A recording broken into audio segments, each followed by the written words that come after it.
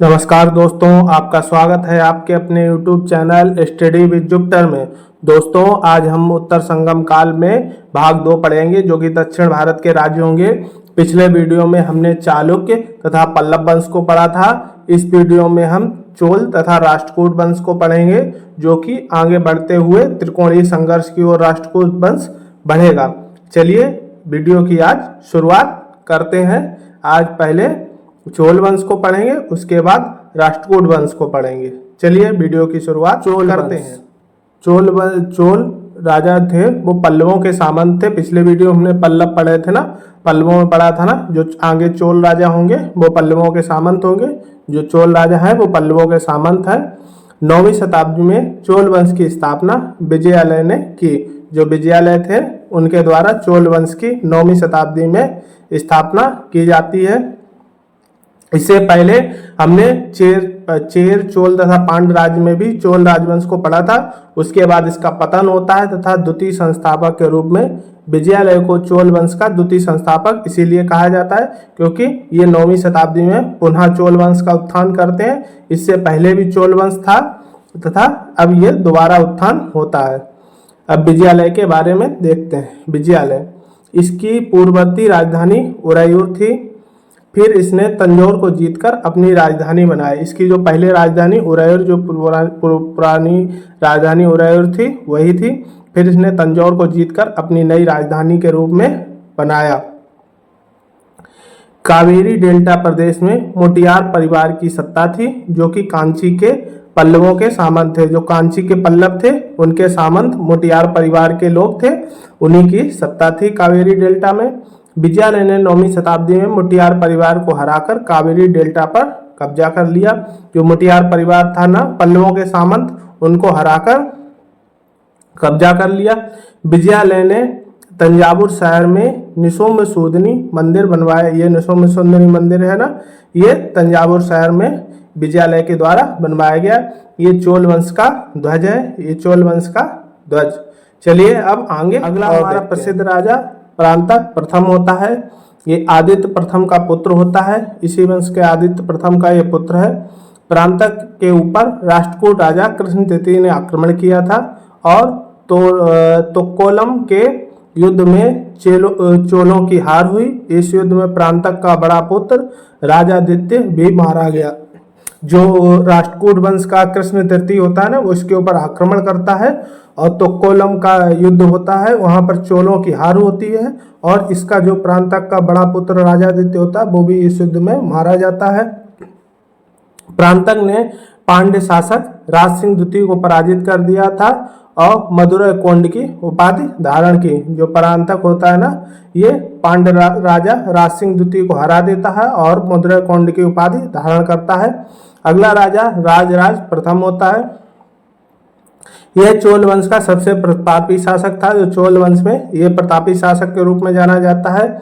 इसका अन्य नाम अरिमोली वर्मन था। अरिमोली वर्मन भी इसे नाम से जाना जाता है। इसने लंका के राजा महेंद्र पंचम को पराजित कर दिया, उत्तरी हिस्से पर विजय प्राप्त की और अपने राज्य में मिला लिया। जो लंका का उत्तरी हिस्सा था उसे जीत कर लेता है और अपने राज्य में मिला लेता है। इसके द्वारा तंजौर का बृहदेश्वर मंदिर बनवाया गया।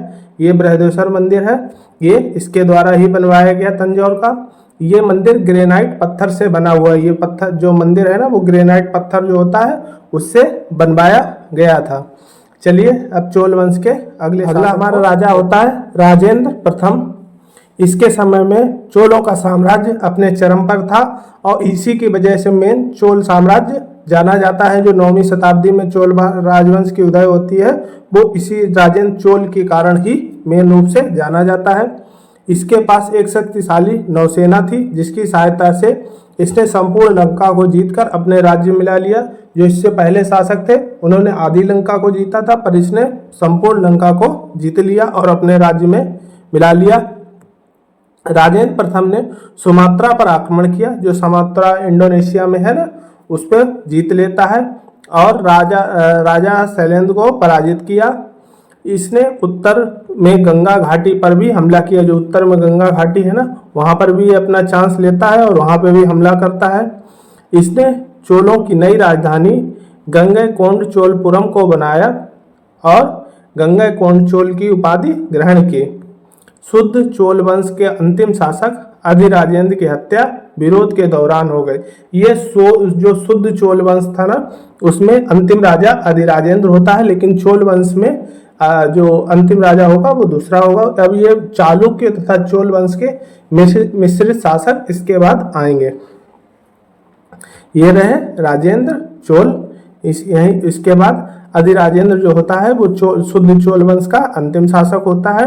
उसके बाद कुलोत्तुंग प्रथम आता है। यह अधिराजेंद्र के बाद गद्दी पर बैठता है। जब अधिराजेंद्र की विद्रोह के दौरान हत्या हो जाती है, फिर ये कुलोत्तुंग प्रथम गद्दी पर बैठता है। कुलोत्तुंग प्रथम चोल और चालुक्य का मिश्रित रक्त शासक था। ये मिश्रित रक्त शासक के रूप में अब मिश्रित रक्त शासक आएंगे गद्दी पर, जो चोल और चालुक्य मिश्रित होंगे।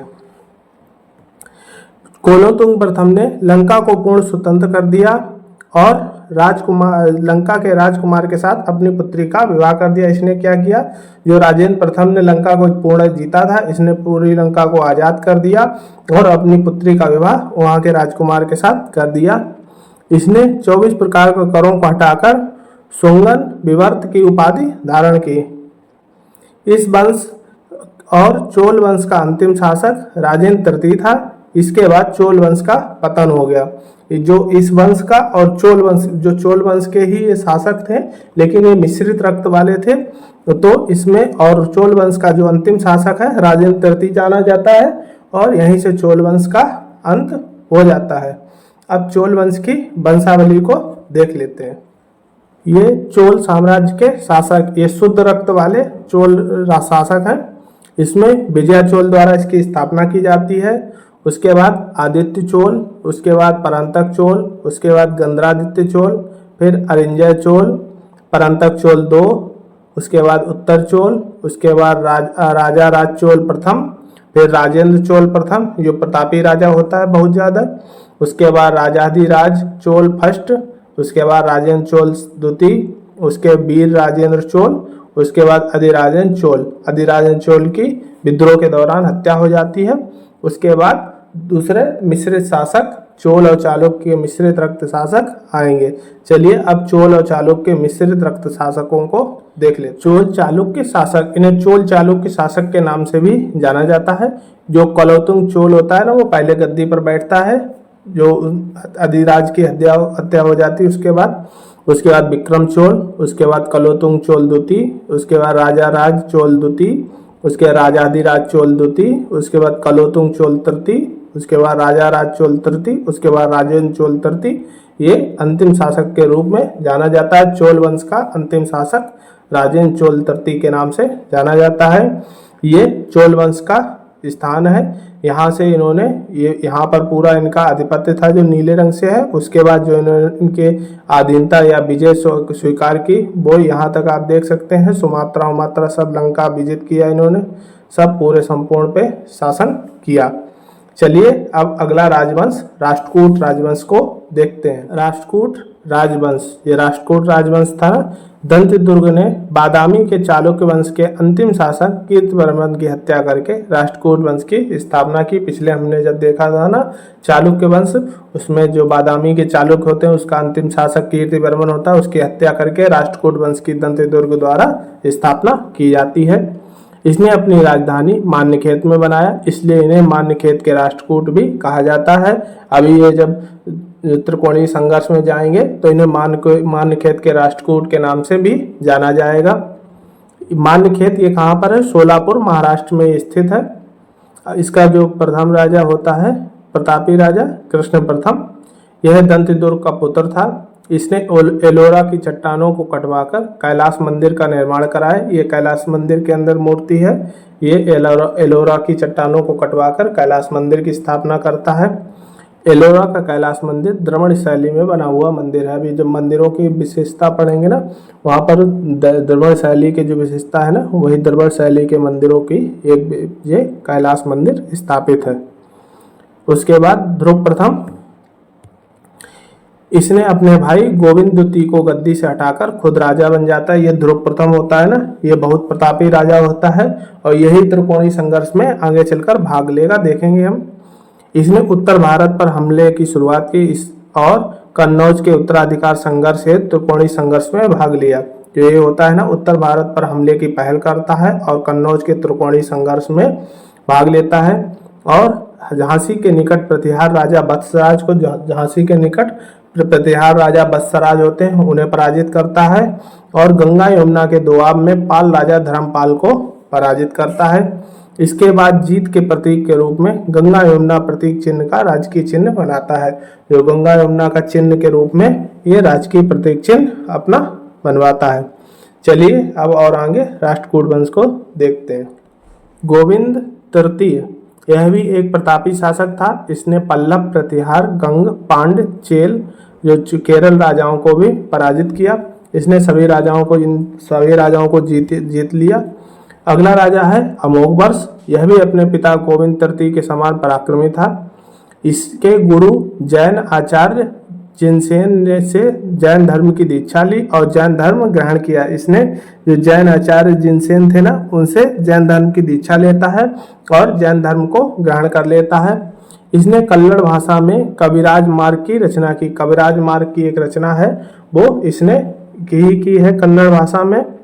अंत काल में तुंगभद्रा नदी में जल समाधि ये ले लेता है। जो इसका मृत्यु के समय में ये जल समाधि तुंगभद्रा नदी में लेकर अंतिम अपनी जीवन लीला समाप्त कर देता है।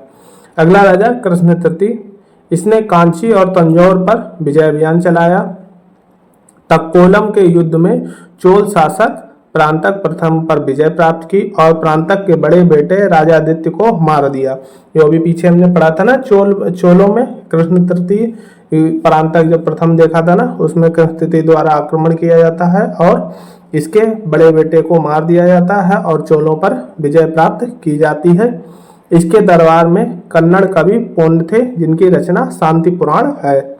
इस वंश का अंतिम शासक कर्कद्युति था, जिसकी हत्या तैलब्द्युति ने करके कल्याणी के चालुक्य वंश की स्थापना की। जो तैलब्द्युति था ना, वो इसके जो अंतिम शासक कर्कद्युति के नाम से जाना जाता है। लेकिन इसके बाद इसका एक भतीजा होता है, उसका पश्चिमी गंग वंश का भतीजा तथा राष्ट्रकूट वंश का अंतिम शासक के रूप में ये चालुक्य वंश के अंतर्गत ही शासन चलाता है। उसके बाद इसका राष्ट्रकूट वंश का अंत हो जाता है। इंद्र चतुर्थ पश्चिमी गंग राजवंश का सम्राट का भतीजा और राष्ट्रकूट वंश का अंतिम राजा होता है। इसी के साथ ये राष्ट्रकूट वंश का पतन हो जाता है और राष्ट्रकूट वंश समाप्त हो जाता है। इंद्र चतुर्थ के साथ में वैसे राष्ट्रकूट वंश मेन जो कर्कद्युति होता है उसी के साथ खत्म हो जाता है। अब राष्ट्रकूट वंश की वंशावली को देख लेते हैं। राष्ट्रकूट वंश की वंशावली। पहला राजा दंतेदुर्ग होता है, जो स्थापना करता है राष्ट्रकूट वंश की। उसके बाद कृष्ण प्रथम, गोविंद द्वितीय, ध्रुवधार वर्ष, उसके बाद गोविंद तृतीय, अमोघ वर्ष प्रथम, कृष्ण द्वितीय, इंद्र तृतीय, अमोघ वर्ष द्वितीय, उसके बाद गोविंद चतुर्थ, अमोघ वर्ष तृतीय, कृष्ण तृतीय, उसके बाद खोट किंग अमोघ वर्ष, उसके बाद कर्कद्युति, इसकी हत्या कर दी जाती है तैलब्द्युति द्वारा और यहीं से राष्ट्रकूट वंश अंत हो जाता है। लेकिन इंद्र चतुर्थ को कुछ समय के लिए राजा बनाया जाता है अपने अधीन, लेकिन उसके बाद ये राष्ट्रकूट वंश बिल्कुल समाप्त हो जाता है। अब इसी के साथ ये राष्ट्रकूट वंश समाप्त हो गया और दक्षिण भारत के राजवंशों का समाप्त हो गया। अगले वीडियो में हम त्रिकोणीय संघर्ष को देखेंगे। अब इस टॉपिक से रिलेटेड महत्वपूर्ण प्रश्नों को एक बार अन्य महत्वपूर्ण तथ्य। चोल काल में सोने के सिक्कों को कांसू कहा जाता। जो कांसू कहते थे वो सोने के सिक्कों को चोल काल में कहा जाता था। चोल राजा अपने उत्तराधिकारी अपने शासन काल में ही घोषित कर देते थे। कौन उनका उत्तराधिकारी होगा ये पहले ही घोषित कर दिया जाता था। तमिल साहित्य में चोल राज को स्वर्ण युग की संज्ञा दी गई। जो चोल राजाओं का राजा था उसे स्वर्ण युग की संज्ञा तमिल साहित्य में दी गई है। एलोरा और एलिफेंटा की गुफाओं का निर्माण राष्ट्रकूट राजाओं के काल में हुआ। जो एलोरा और एलिफेंटा की गुफाएं हैं ना, वो राष्ट्रकूट राजाओं के द्वारा करवाई गई हैं। एलोरा में कुल 34 गुफाएं हैं, जिनमें 1 से 12 तक बौद्ध गुफाएं, ये बौद्ध गुफाओं का एक चिन्ह है। 13 से 29 तक हिंदू धर्म की गुफाएं, ये हिंदू धर्म की गुफाओं का है चिन्ह। उसके बाद 30 से 34 तक जैन गुफाएं, ये चित्र है जैन गुफाओं का। इस तरीके से 1 से 34 तक गुफाएं हैं जो एलोरा में स्थित है। इसी के साथ ही दक्षिण भारत के राज्य समाप्त होते हैं। अगले वीडियो में हम त्रिकोणीय संघर्ष को देखेंगे तथा भारत के अन्य जो छोटे छोटे राजवंश उभर कर आएंगे उनको देखेंगे। इसी के साथ वीडियो समाप्त करते हैं। वीडियो अच्छा लगा हो तो लाइक करें, सब्सक्राइब करें तथा शेयर करें। आज के लिए इतना ही, धन्यवाद।